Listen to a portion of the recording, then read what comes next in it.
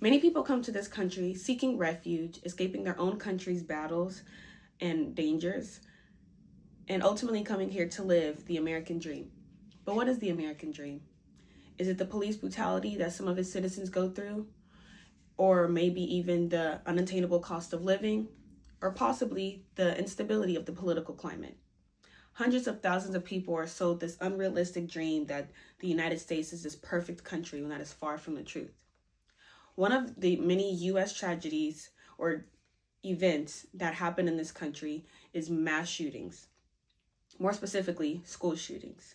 Today, I will be bringing awareness to this unfortunate event that continues to happen in this country, hoping that you all acknowledge that something must be done.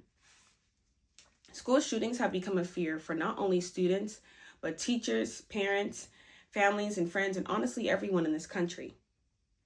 School is supposed to be a safe space, literally and figuratively. A Journal of Pediatric Healthcare, School Shooters, Patterns of Adverse Childhood Experiences, Bullying, and Social Media states that from 2013 to 2019, there have been 421 recorded incidents of gunfire on school grounds. And from 2015 to 2018, the U.S. averaged a school shooting every 77 days. Now I'll be explaining why school shootings are an issue, what it may be caused by, and then I'll propose some solutions. Parents shouldn't have to fear for their children's lives. Students shouldn't have to fear that they won't be safe at school. From a Stanford University article titled "Surviving a School Shooting: Impacts on Mental Health, Education, and Earnings of American Youth" by Maya Rawson Slater in June of 2022, states that 100,000 American children attended a school at which a school shooting took place in 2018 to 2019 alone. 100,000 American children. I also wanted to include that regarding school-based shootings to date in 2022, there have been at least 95 incidents of gunfire on school premises, resulting in 40 deaths and 76 injuries, by an Everytown Research article. Now, there are many causes to why this continues to happen, and why it happens at such a disproportionate rate in this country compared to any other country in this world. A VCU News article in June of 2022 titled "Why Do School Shootings Keep Happening in the U.S." by Joanne Taponce explains how the U.S. population is about 334 million, while the population or production of gunfire or firearms is 390 million.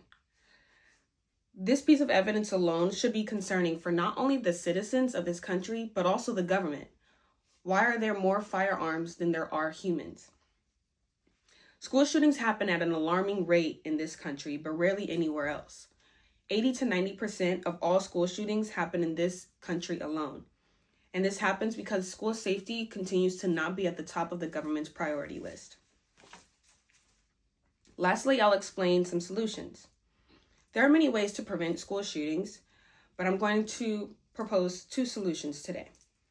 One being background checks, taking the time to do mental evaluations on these individuals who are choosing to purchase a firearm, but also creating a 3-month course, maybe longer if it needs to teach the individual how to properly use the firearm, and also identify the true reason on why they're making that purchase. 2 being to raise the minimum age. In the U.S., some states allow 18 to 21-year-olds to purchase a firearm. I'm proposing that we raise the age to 25, allowing the frontal lobe to fully develop. From an Alfred University research article titled "Can We Prevent School Shootings?" with surveys conducted showed that 12% of students believe that teachers should intervene and take a more active role in their students' lives, inside and outside of school. I wanted to bring this up today and let you guys know that teachers are often put on this pedestal and are not treated as humans. They believe that teachers are these superheroes and they're indestructible and they don't have a life outside of school, and that is far from the truth. Many of these teachers have families, friends, they have their own things that they want to do. And for them to have to often put their lives on the line to protect themselves, but not only themselves, their students as well, and then wanting them to be more active in their students' lives outside of school is asking for much more. In order for this to happen, school districts must be willing to pay their teachers more. Not only that, but also provide resources for them, for the teachers, such as weekly therapy sessions or counseling meetings to debrief from all the information that they are being told throughout the week, but also giving them more vacation time, such as a week or two for them to spend more time to themselves.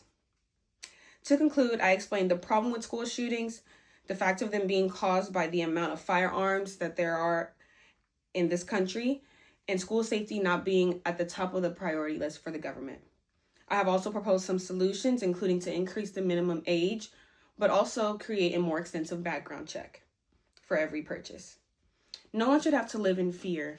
No one should have to fear that they won't be safe walking into a large building, going into a place that is supposed to be safe for them, or honestly just being away from home. We must put an end to this now. And something that we can all do as a community and as a society is sign petitions to force the government's hand to create laws that will keep us safe, not only our schools, but the community. Thank you.